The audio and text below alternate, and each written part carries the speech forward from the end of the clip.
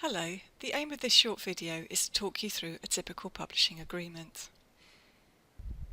You will normally be asked to sign a publishing agreement once your paper has been accepted for publication. It is the corresponding author's job to sign the publishing agreement on behalf of all the authors. Once signed, this agreement will determine what you can and can't do with the final published paper and its content. It is a contract between you and the publisher, and like all contracts, you should read it carefully.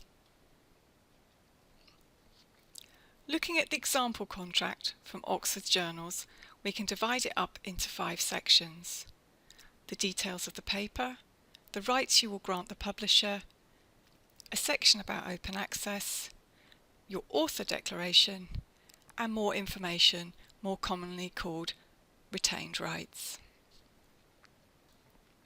First of all, you will be asked to enter the details of the paper that the licence refers to. The manuscript number is allocated by the publisher and will normally appear along with the other details requested in the acceptance email. The next section outlines what rights the publisher will have after the agreement has been signed.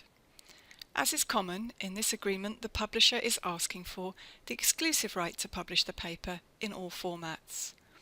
They are also asking for translation rights and offering to defend these rights if they are infringed.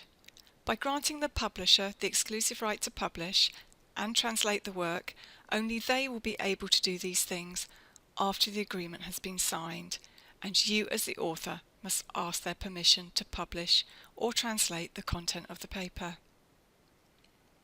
On the form there are 2 boxes to tick. As an Imperial student or employee, you would tick box A. This is because Crown copyright only applies to employees of the state, for example, civil servants and ministers. The next section is asking you to say if you do or do not want to publish your work open access.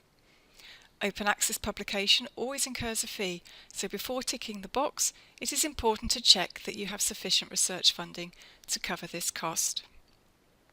PhD students and research staff may apply to the open access funds managed by the library on behalf of the college. Details of these can be found on the Scholarly Communications website. As funding is not guaranteed, you should always wait until you have a confirmation email from the open access team before completing the publisher's open access form.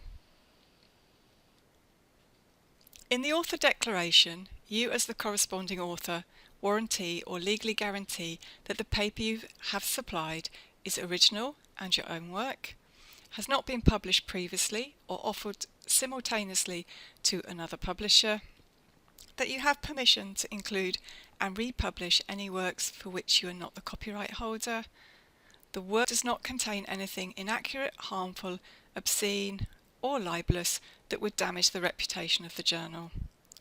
You are asked to sign the declaration to make it legal.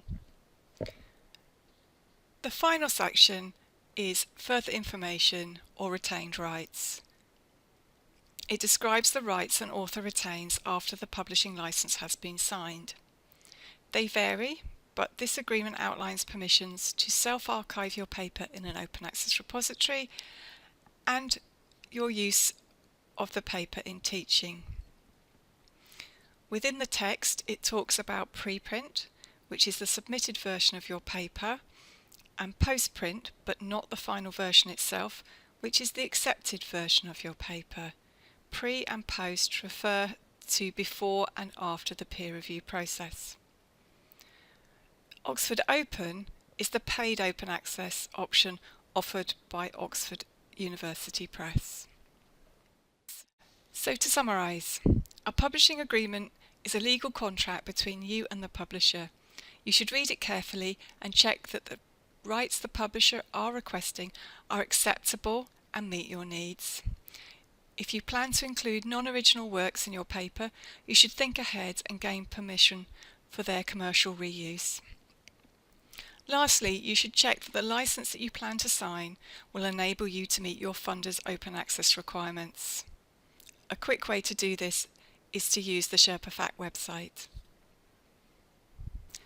That is the end of this short video. We hope you found it useful.